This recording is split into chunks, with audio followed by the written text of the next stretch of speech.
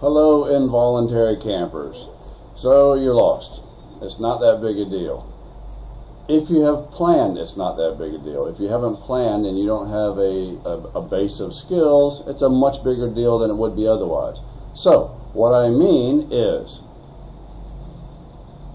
in a stressful situation like being lost, your amygdala in the middle of your brain takes over and does what the fight or flight thing that happens, right? So you're scared, your body, your emotions and stuff start taking over, your logic and reason stops, and you just start fighting or fleeing, okay? You can overcome that by having a base of skills. But you have to overcome that early in the scenario, right? So if you realize you're lost, just relax and say, I got this.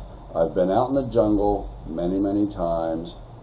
The only difference now is I'm not really sure where I am. Okay? Most people who are lost get found fairly quickly, something like 72 hours, something like that. All right? Depends.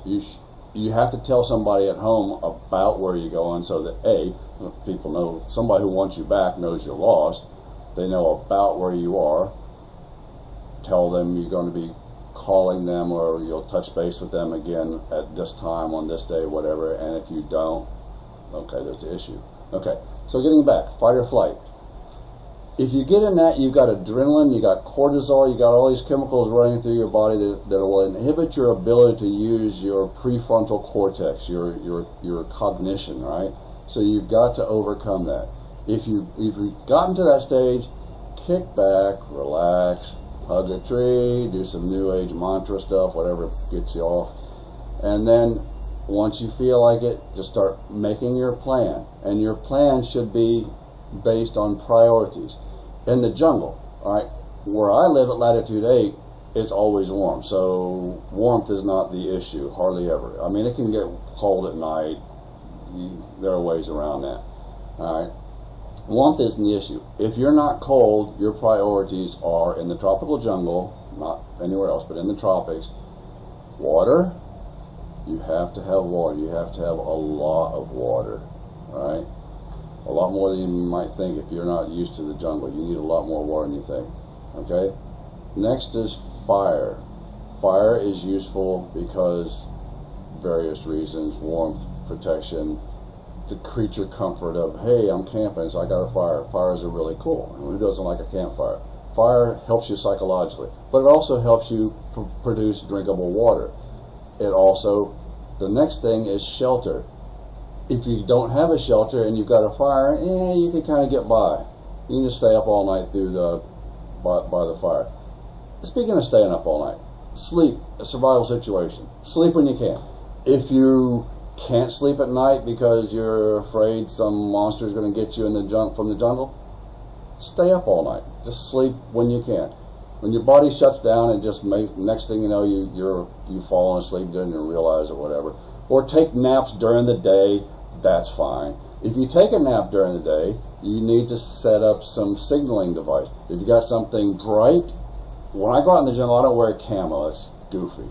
Alright, I wear something bright orange, I have something bright orange, I have something that somebody's going to see. So if I'm taking a nap during the day because I didn't sleep that night, I'm going to hang up my bright orange whatever in a tree, so if somebody's coming to find me, they'll see me.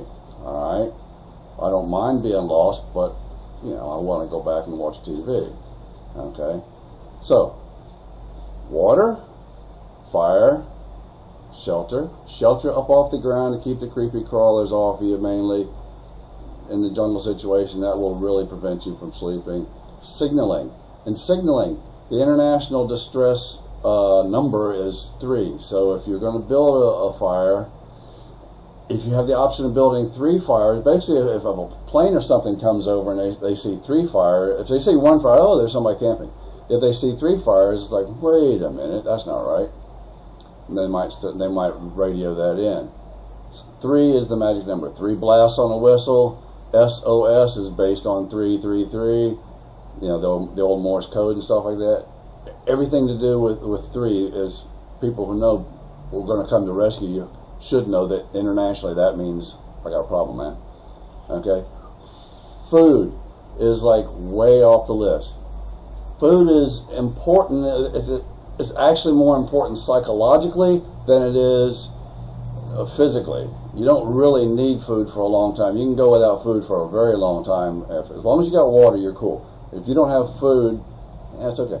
But psychologically, you want to get yourself in the mode to where you're thinking, I am just camping without snacks, kind of like those Oregon militia clowns, right?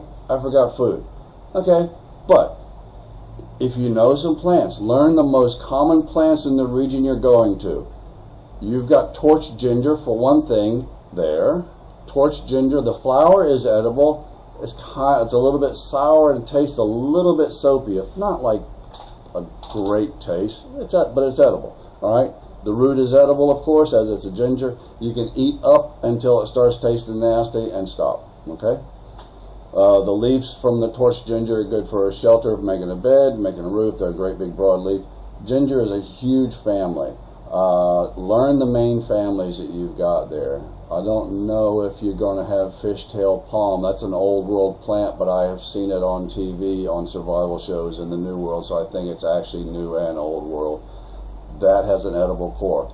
The core of that has a lot of oil. Oil is calories. The ginger root has oil, calories. You want the calories and you want the carbs. Protein, not that big a deal.